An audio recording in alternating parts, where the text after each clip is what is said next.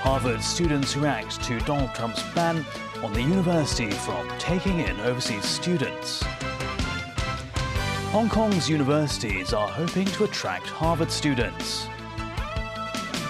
And exhibition on Kowloon's Walled City, as portrayed in a martial arts movie, opens to the public today.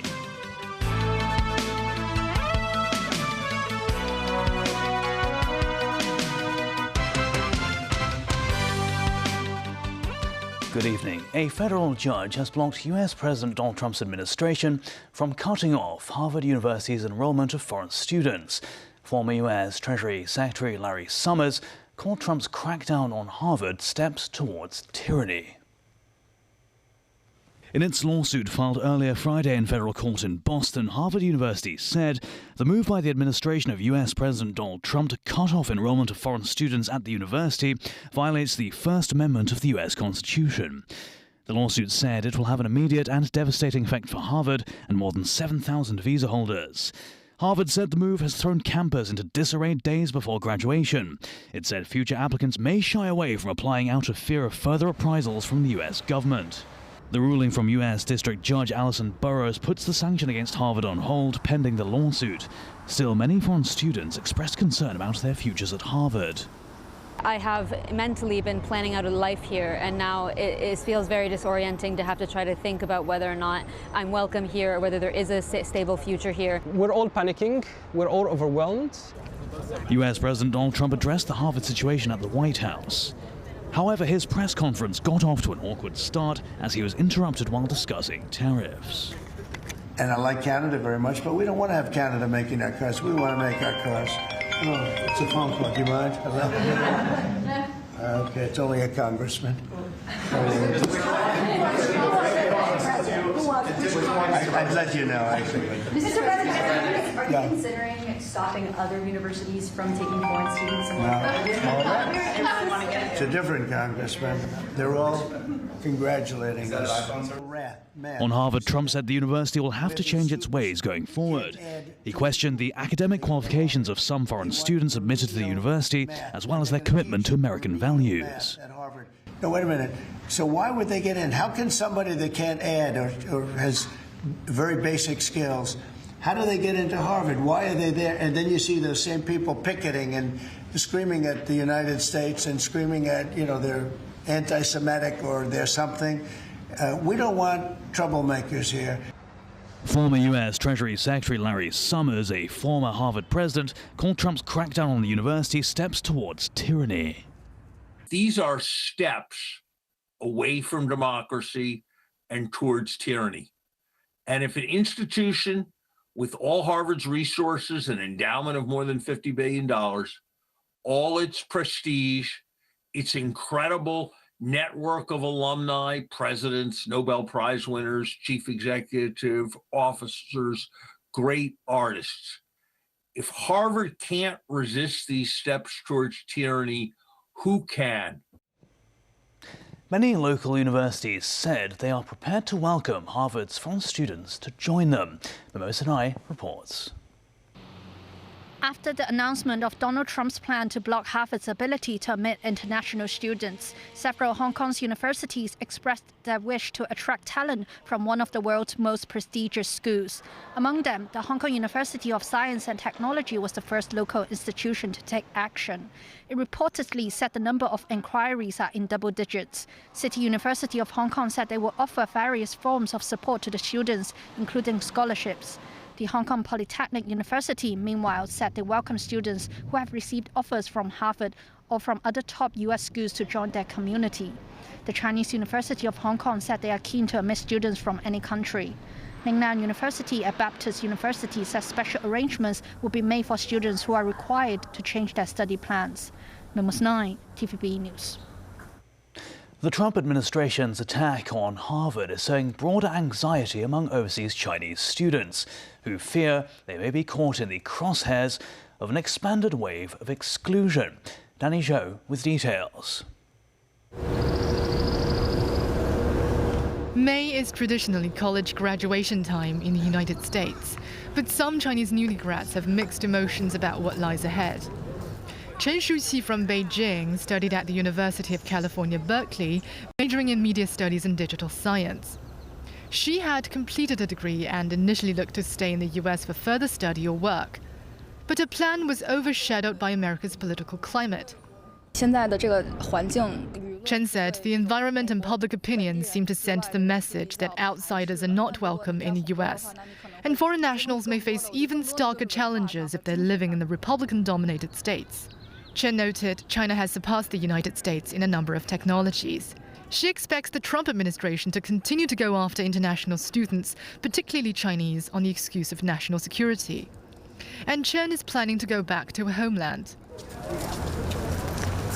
Zhou Haoyang, a biochemistry student from the University of California, Los Angeles, said many overseas Chinese students are bracing themselves for abrupt visa cancellations. Zhou said Chinese nationals, especially those in science fields, have come under increasingly intense scrutiny to study in the US. Despite this, he still finds American education appealing. Zhou said the US has many top universities, adding that students themselves ought to strike a balance between the political risk and their research. Research found a gradual reduction in the number of Chinese students in the US from about 370,000 at its peak to the current 270,000. Danny Zhou, TVB News. Back locally, and the movie set exhibition of Twilight of the Warriors Walled In opened to the public for the first time today in Kowloon City. Tourists and locals flocked to the Kowloon Walled City Park to catch up on a wave of nostalgia. Samantha Lee reports from the attraction. The exhibition opens from 9 a.m. to 7 p.m. The Kowloon Walled City Park welcomed many revelers and local residents early this morning. Some queued up in the rain to get tickets. This woman from Guangzhou said she came all the way to the exhibition because she is a big fan of the movie. Tourists need admission tickets to get in, with a viewing time of 15 minutes. A maximum of 30 people are allowed for each section. Tickets for morning sections were all distributed at around 11 a.m. This resident said she could not secure a ticket for the morning section and was forced to return in the afternoon. But some foreign tourists are happy. To be honest, there's a lot of stuff to see around, so if you have to wait an hour or two, I think it's fine. Inspired by the award-winning martial arts film Twilight of the Warriors Walled In, the exhibition comprises 8 showrooms, featuring life in olden-day Kowloon Walled City. This resident said she visited the walled city in the last century, so the life-sized fishbowl replicas were familiar. This tourist from Beijing said she was impressed by the electric cables on the ceiling, which made it look real. The Kowloon Walled City was built in 1847, where many historical artifacts still remain. Members of the public can join guided tours organized by the government to know more about the history. Some revelers explored the community nearby after visiting the exhibition. This lady who runs a restaurant in Kowloon City said business ran up by 10 to 20% today. She said they prepared more food for potential consumers who may be tempted to visit after attending the exhibition and concerts at Kai Tak Sports Park. Samantha Lee, TVB News. The 12th edition of the Affordable Art Fair is open to the public until Sunday. Mosinai reports. Step into a playful world where art meets everyday life. Towering crates of fruits evoke the bustling spirit of the Yau Ma Tei wholesale fruit market. These apples even imbue a delicate fragrance of apple. But take a closer look and you will notice they are merely hand-carved wooden fruits. Venture further to discover a reimagined store where childhood treasures such as white rabbit candies and Chupa Chups lollipops are clothed in elegant blue and white porcelain wrapping. I will talk to the audience and talk to the people, and I really hope that after they visiting to my Auntie Angel store, and they will go to Hong Kong to see the local, the true touch shop and talk to the people, yes, and buy something they like and take a piece of Hong Kong to home. Artworks inside Auntie Angel store can be purchased, and visitors can buy snacks and drinks. This year's edition of the Affordable Art Fair features 99 local and international exhibitors, offering a wide range of art experiences, ranging from immersive installations to cross-cultural dialogues.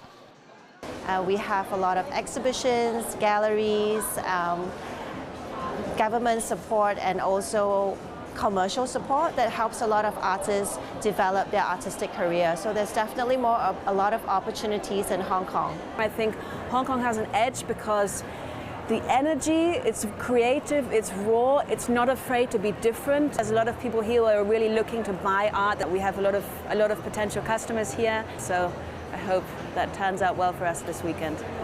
Affordable Art Fair, as its name suggests, makes art more affordable. The fair champions accessibility without compromise, as over 1,000 works are priced under $100,000.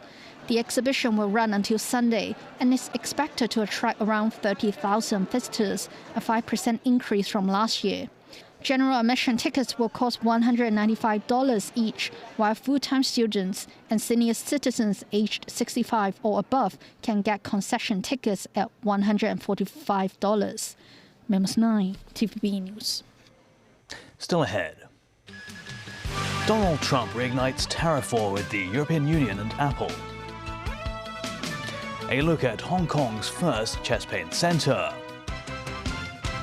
And a Hong Kong woman shows the will and the skill to become a pilot in the sky.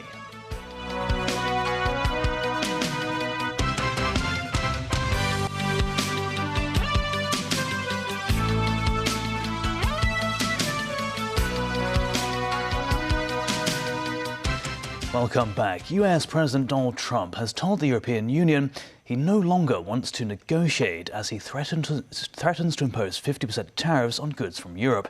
Nazvi Karim has more. After a brief respite, tariff fugitives are shaking the world again. US President Donald Trump sent financial markets tumbling on Friday when he threatened 50% tariffs on imports from the European Union. The EU, he said, has been dragging its feet on negotiations, adding that he's no longer looking for a deal. They're just very slow moving. I've been saying to everybody, they've treated us very badly over the years. It was formed in order to hurt the United States, in order to take advantage of the United States, and they've done that. We have a big deficit with them. They sell millions and millions of cars, as you know, Mercedes and BMW and Volkswagen and many others, and we were restricted from, essentially restricted from selling cars into the European Union, which is not nice. And I just said it's time that we play the game the way I know how to play the game. You know, they've taken advantage of other people representing this country, and they're not going to do that any longer. Yeah. He also wants US tech giant Apple to make smartphones at home or be slapped with 25% tariffs. And that goes for all other smartphone makers. It would be also Samsung and anybody that makes that product, otherwise it wouldn't be fair. I had an understanding with Tim that he wouldn't be doing this. He said he's going to India to build plants. I said, that's okay to go to India, but you're not going to sell into here without tariffs. And that's the way it is.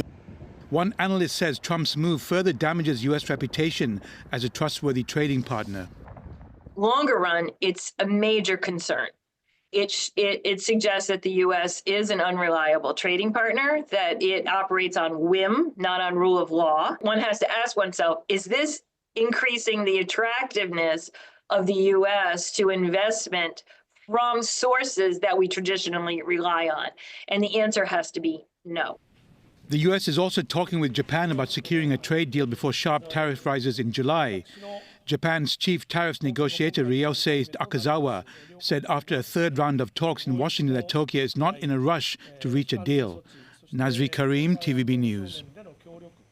Sunday, May 25th, marks the 5th anniversary of the death of George Floyd, a black American who died after a Minneapolis police officer knelt on his leg during an arrest.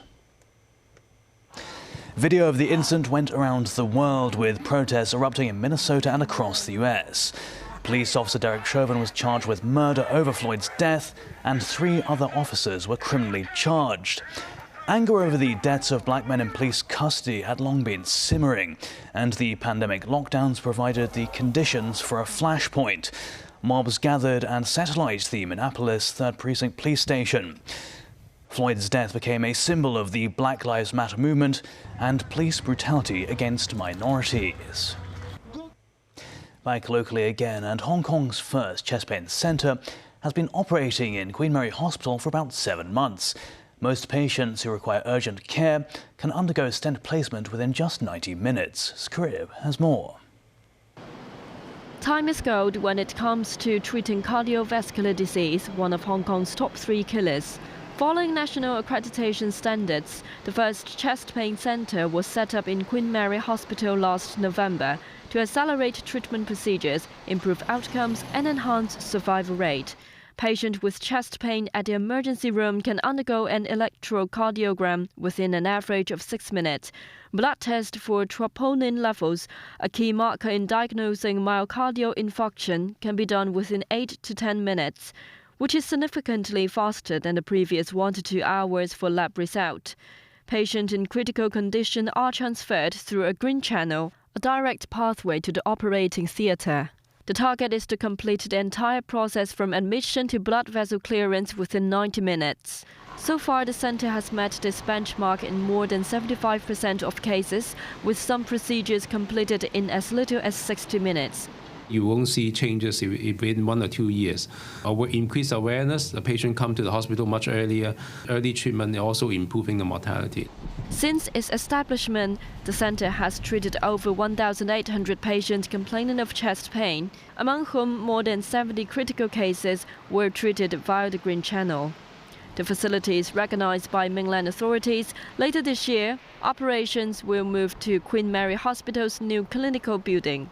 Meanwhile, the second chest pain centre will be set up at Prince of Wales Hospital. It is expected to begin operation in early 2026. The hospital authority will hold the annual convention next week, attracting around 200 speakers from local, mainland and overseas. A pre-convention symposium will also be held in Shenzhen to strengthen clinical exchange for the first time. Sakarib, TVB News.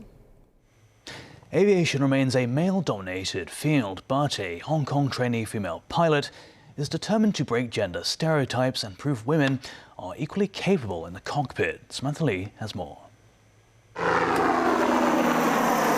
Natalie, a Hong Kong trainee pilot learning her craft in Redding, California, used to work in the science field.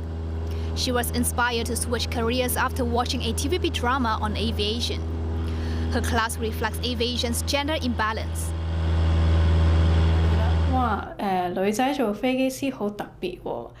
People questioned whether women could really become pilots. On her career change, Natalie says with family support and her mechanical expertise, she adapted quickly. Through determination, she overcame initial challenges, including air sickness. It is her true passion, so she pushed through until her body adjusted. Regarding concerns about her smaller physique, Natalie has a solution: a cushion. Modern aircraft are advanced, with adjustable seats and rudder pedals. She says her limbs are long enough to give her full control. Everywhere. Natalie also gets along well with male classmates. They would play flight simulator together, and her classmates vouch her skills. Arnold said she is very detail-oriented and follows procedures strictly, making them feel secure flying with her. The flight school knows female pilots possess many strengths, but long-standing stereotypes have discouraged women from entering the field. Women have the ability to multitask. We just need to have clear communication about the ability that women can and do succeed in this environment if they try.